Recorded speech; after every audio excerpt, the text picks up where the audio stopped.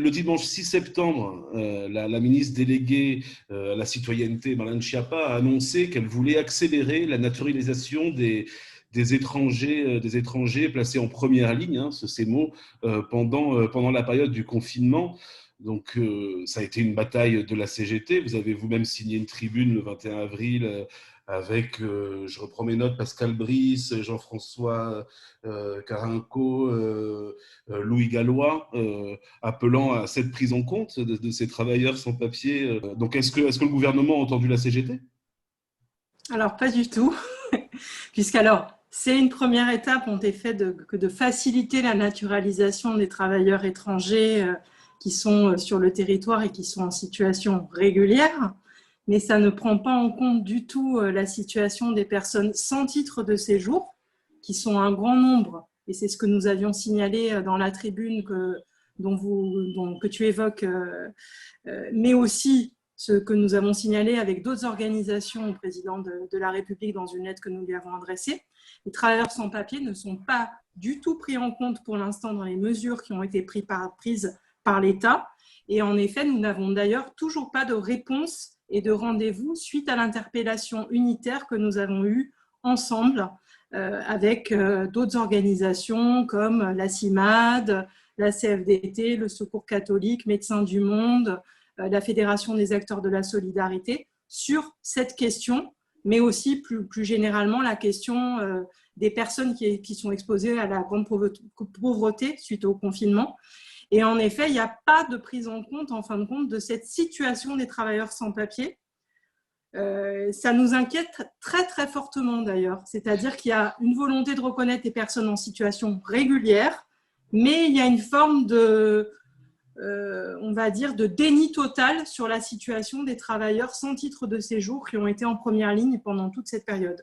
Alors, est-ce que vous pouvez nous expliquer un peu concrètement qu'est-ce que ça a été, c'est la situation de ces travailleurs-là pendant cette période, justement ? On a des travailleurs sans papier qui, on le dit depuis de très nombreuses années à la CGT, et on le démontre dans de nombreuses grèves, sont en première ligne sur tout ce qui est collecte et tri des déchets, et on le sait, sur tout ce qui est aussi livreur. On l'a vu, livreur à vélo, notamment dans la bataille des travailleurs de Frischti récemment, mais sur toutes les plateformes de livraison, que ce soit aussi tout ce qui est manutention, aussi mise en rayon dans les supermarchés, nettoyage très fortement, et on sait que c'est une activité particulièrement importante, même dans la période actuelle. Hein. C'est une activité qui s'est extrêmement, on va dire, densifiée d'ailleurs, sur tout ce qui est sécurité aussi dans les magasins, tout ce qui est aussi, on le sait, même dans l'aide à la personne, l'aide à domicile, même dans le milieu de la santé.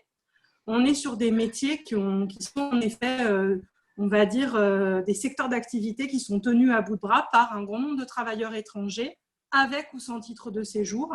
Et donc, on a énormément de travailleurs sans papier qui ont été en première ligne et qui ont souvent été exposés parce qu'ils sont plus vulnérables dans les entreprises.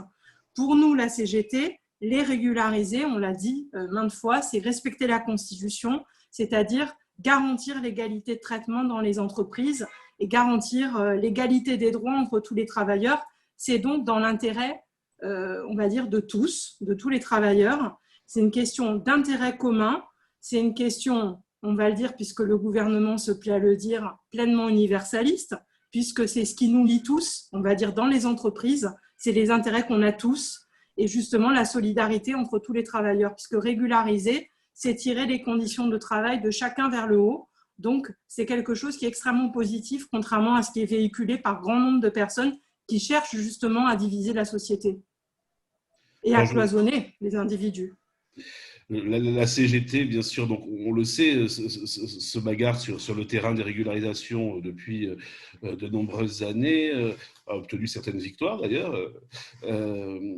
Elle mène aussi une action de solidarité plus large en termes d'immigration pour l'accueil, pour des politiques d'accueil au sens propre de ce qu'on appelle les migrants. Moi, je préfère parler des exilés, des personnes qui traversent notamment la Méditerranée centrale. Aujourd'hui, on a un des navires français, d'une ONG française de SOS Méditerranée qui est bloqué en Italie. On n'a quasiment plus de bateaux de sauvetage présents sur ce parcours d'exil. La position de la CGT vis-à-vis de tout ça, c'est quoi aujourd'hui ?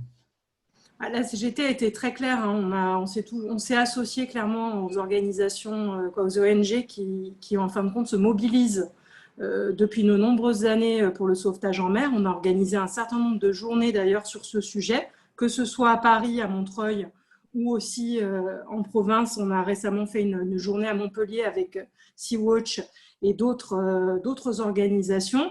La Fédération des officiers de marine qui est en première ligne et qui est en lien avec toutes les organisations européennes qui sont mobilisées, des organisations syndicales sur ce sujet. On avait organisé d'ailleurs une journée internationale de toutes les organisations transport maritime pour justement réaffirmer cette question du droit international, du droit de sauver des personnes, puisque on sait très bien que souvent le personnel justement officier est souvent mis à, on va dire, stigmatisé, et surtout elle est clairement considérée comme des délinquants en fin de compte de la solidarité. Et donc on a une position très claire. On s'est énormément mobilisé. Nos comités d'entreprise se sont énormément mobilisés sur la question de l'hébergement en mettant à disposition, on va dire, des villages de vacances pour accueillir les migrants lors par exemple, des différentes mises à l'abri, justement des arrivées de migrants lors des sauvetages. Donc on est pleinement engagé à la fois sur cette question du sauvetage en mer de manière internationale et coordonnée avec les autres organisations syndicales, et à la fois au niveau de l'hébergement. Donc on a mis à disposition un certain nombre de nos villages de vacances pour le faire, que ce soit avec le CCAS, la Fédération Mine Énergie a été très présente. Et donc, on est organisé à la fois sur ces questions, on va dire, et à la fois, comme vous l'avez dit, sur la question plus généralement du travail et on va dire, de l'information sur les droits dans les entreprises. Voilà, que ce soit depuis, on va dire, pour nous, de toute façon, il faut repenser aujourd'hui la politique migratoire. On parle de régularisation, mais régulariser, ce n'est qu'un pansement, on va dire, pour réparer une politique.